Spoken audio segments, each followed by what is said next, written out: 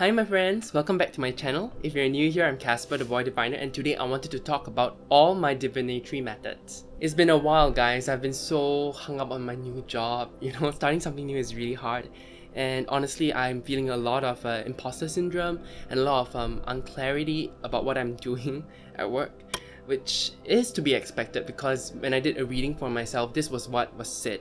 But for growth, for a better future, I have to take a leap of faith and try this out.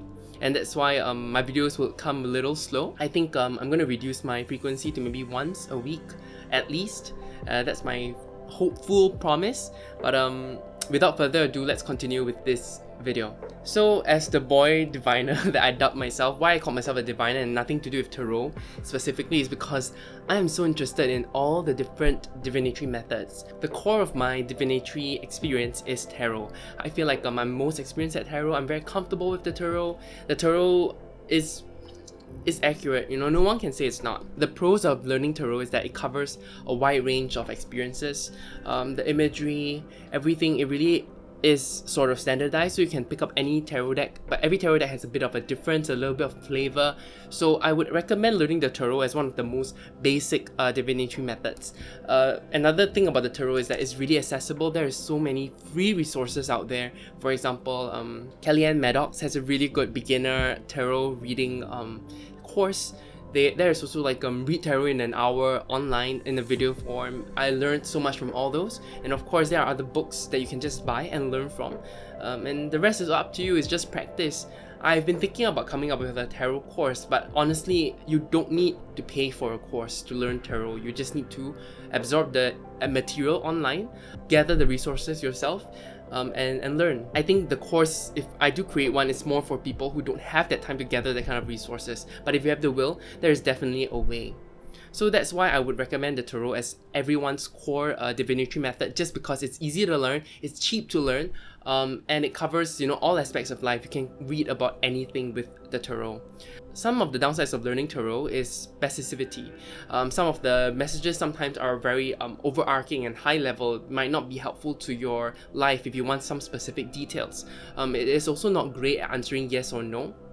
And if you're doing a decision spread, it is helpful, but it doesn't tell you exactly, which one would be better in the long run, which is really hard to read because it gets further and further into the future. If you need specificity, I would either recommend the Lenormand. The Lenormand is something that I've been working on for a long time, but I'm still not good at it. I think it's very useful. I feel like I feel like the skills of reading Lenormand and the tarot are not. It's not the same, and that's why it's a bit tough because I tend to read the Lenormand in a more high-level way instead of being specific. So I think it's really important to simplify your mind and simplify the symbols when you're reading the Lenormand, and I'm not great at that. This is the Green Glyphs Lenormand, my favorite Lenormand deck. I don't feel like I need any other Lenormand deck now.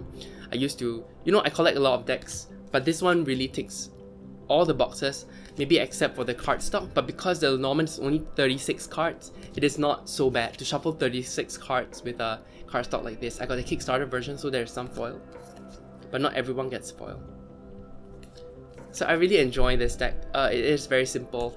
I like simple readings, and that's why the Lenormand is something I've been interested in a long time. It's just that when you have a core divinatory method, you tend to just fall on it, and that's why you don't push yourself as much. But because of the downsides of the tarot, I'm trying to cover those weaknesses with other divinatory methods, and the Lenormand is a good one to start with. The difficulty in the Lenormand is because sometimes it is meant to be read in big groups. When you read a grand tableau, it's hard to not feel overwhelmed. I guess the same goes for like the Celtic Cross, which I really enjoy. In the tarot, people hate on it, people think it's bad. I love the Celtic Cross personally, and I feel like everyone should practice reading with it because it helps you see the connections between the cards. So people do one card draws as a beginner for tarot. I know I'm veering a bit, but I feel like you should always be drawing 2 or 3 cards just to practice that kind of connection, and that kind of connection is really important for the Lenormand, and that's why I need to practice. Apart from the Lenormand, if you need something specific, there are different oracle decks that actually help that. So the first 3 things I'm talking about, it's all like cartomancy. So an oracle deck can be anything. It can say anything. The symbols are really different. That was the El Sharinga Oniromancy deck that I did a walkthrough on. So it really depends. That one it's like a dream deck, so you learn about dreams, you learn about dream symbols. There are other kinds of oracle decks that cover different things. If you like you need advice, the Prophet will be a great one, for example.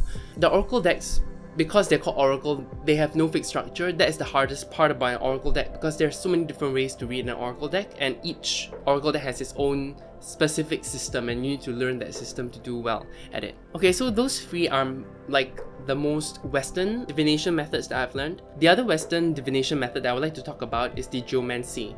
Geomancy, sometimes people think it's Chinese because we call it some people translate Fengshui as Geomancy. I don't like that, so I personally wouldn't do that, but I understand people do that, so there can be some confusion. But Western Geomancy is a little different. It's really interesting. I think Carrie from the Truth and Story actually talks a lot about Geomancy, and there's a lot to learn from her.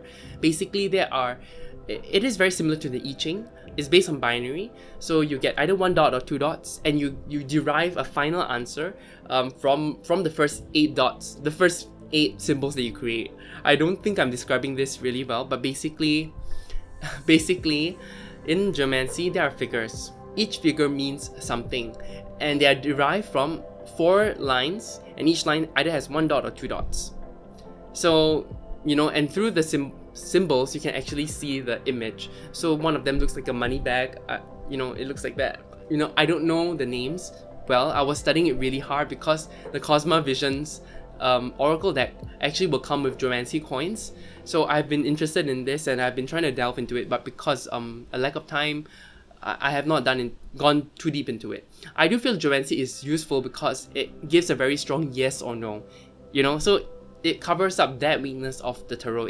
It tells you directly, this is a good path to go, this is not a good path to go. I felt a bit discouraged because the first time I did a reading with Geomancy, the answer that came out was completely wrong. Basically, I had to pay a bill for something I received from my ex-company, and when I did a reading, like, will I have to pay this bill? It said, yes, you definitely have to pay, your company will not help you. But the next day I received an email saying, okay, we have paid the bill, so you don't have to worry, and that's why I felt a bit discouraged. Anyway, that was my experience with Geomancy, and I feel like if I practice more, because you know, when you begin, there are always like right and wrong answers. You need to hone your accuracy, hone your mindset when you do the reading. In any case, you start off with 8 figures, and you plus and minus, and you derive it to one answer, and this one answer can help you determine whether is it yes or no. I'm sorry, I'm terrible at explaining this. I suggest you read a Geomancy book, which are quite rare. Good ones are quite rare, or you can, you know, take a look at Kelly in the Truth and Story explain Geomancy. I think that would be more helpful. You can just search it on YouTube. So since we're talking about Geomancy, which is also Western, I'll talk about Futhark Runes as well. It was something I was really interested in also. I've been studying the Futhark Runes for like a year or so, but the problem is, because I spread my energy so wide, I have not really dug deep into it. Let me show you my runes. So I bought these runes and I really like them. See, they're wooden and little, so cute. Yeah, so I do enjoy the feeling of these runes, but I don't know the meanings well enough. I don't feel like I've studied well enough. And at the moment, my time is all taken up by my job, so I need to prioritize. And because I feel like these things I'm learning, Geomancy and runes, they are free resources, so I don't feel that pressure to push myself as hard. Whereas for Chinese divinatory methods, I've been paying quite a lot of money, so I need to practice that, and I do have a teacher to actually mark my results and tell me what I've analyzed right and wrong. So I feel like I need to put more time and effort into my Chinese metaphysics studies. But basically, this is similar to the tarot. Each Futhark rune can mean something, and you can just cast it and draw it out and look at the runes and derive that story, the future from the runes. If there are other ways of using runes, I feel like there are other ways, like how you use tarot magic, rune magic, you know, they are all the same. Not all the same, but they're all different, but basically the concept is the same, right? You look at it, you focus on it, either to bring out an aspect of it in yourself or to call the aspect onto yourself, you know? Okay, so those are some of the Western things. Let's go into Chinese metaphysics right now. The most similar one would be Yijing or Yijing. Yijing has many different ways of reading it, to be honest. So the first way would be the most known to Westerners, which is the bibliomancy way. You have the book, you cast your Yijing reading. Yijing is 6 lines. It's either a broken line or a full line, and this can give you the imagery. My first video on YouTube is about this, so I'm gonna link it there so you can have a look at what the trigrams mean. And 2 trigrams form a hexagram, and there are 64 hexagrams, and each hexagram has an entry that you can read and derive meaning from. I actually took Bennabel Wen's Bibliomancy Yijing course, and I really enjoyed it. When you're in an Asian country, people don't generally do the Bibliomancy way. People do, but it's not common. There are a few variations. There is the normal Yijing that we learned, where we look at the interactions between. So basically, we form the hexagram. How do we do this? We either use yarrow sticks, which I have. We use coins to throw, or we use rice. Most of the times we use coins now because it's the easiest. I have a golden tortoise shell that I shake to get the coins out. So what happens is either we form the starting hexagram, we have a process hexagram, and we have an ending hexagram, and this is how we read. We read the interactions between the trigrams, we identify which trigram we are, and then we actually look at the story that happens, the starting, process, and ending hexagrams. Because each hexagram has a Chinese element. I talk about this in one of my witchcraft videos, so if you're interested in the Chinese elements, you can go there to take a look. But yeah, so we see the interactions and we understand what's going to happen to us, or what is the process that we need to go through. That is the way that I think is most popular in Chinese culture or in Asian countries. Apart from that, we also do King Wen's Yijing, which is also a different thing. In King Wen's Yijing, we get a hexagram. We also get the process, I think, and the ending, and we look at the interactions between the lines. So King Wen Yijing is really looking between the lines and not trigram to trigram, but between the lines there are interactions. So that's another very interesting way of looking at the Yijing, or the Yijing, which I prefer to say because I'm Chinese and I need to practice my Chinese culture. Another Chinese divinatory method is called Men Dun Jia, and this is not something I'm familiar with at all. I've taken 2 classes on Men divination, and it's not easy. I feel like the limitation of Chinese metaphysics is that we usually ask for something called a marker. If I want to ask for my love life, I need to wait to see a marker. I need to walk around and see a heart-shaped leaf fall right in front of me, or someone talking about their love life right next to me, and that's when I can do the reading. Why? It's because Qi is based on time. So even if you have the thought, it doesn't mean you can just plot the chart because it's kind of biased. You need to look for the marker, and that's the right time to plot the chart. You can use a calculator to plot the chart, and there are I think there are there are 9 boxes or 9 palaces, and you see the interactions between the palaces. So that's how you actually read the future for Men Dun Jia. It's also a bit different. If you are reading for other people, it's much easier because you don't need a marker. The time that they ask you is the time of the marker, and that's why you can just plot the chart for them. But if you want to do any self-reading, that's very tough compared to the tarot, where you can just pull out the cards and get advice anytime. I find Men also really hard because there's so many different components in a Men chart.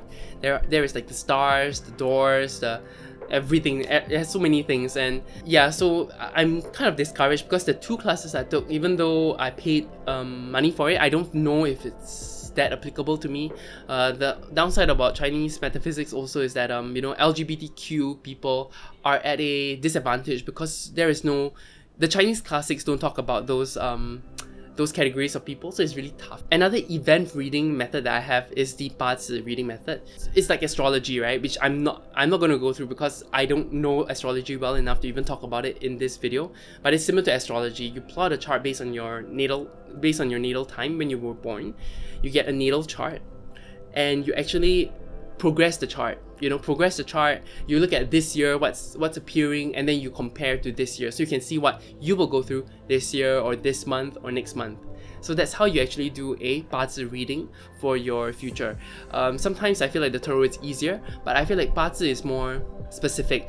I don't know, I feel like Chinese metaphysics tend to always go to the darker side, like, oh, be careful this month, be careful that month, this month is bad, that month is bad. Yeah, so it's a bit different from Western astrology or Western reading methods. But I don't know how much value that was, but Bazi is basically like astrology. People say that it might be weaker. Me and my Feng Shui master talked about this. It might be weaker than Western astrology just because we don't look at the stars anymore. We base it off timing. It might not be in sync with how the earth is moving, so there is always a plus minus 1-2 months maybe on what is going to happen in the chart. Apart from Bazi, there is also Fengshui. Fengshui, where you stay, actually is affected. So you can see signs coming to your house or what's happening around your house that would affect your future or affect your life. So picking a good place to stay is really important in Chinese culture. The problem with learning Feng Shui is that every different master all have different views about Feng Shui. There are many different ways of studying Feng Shui.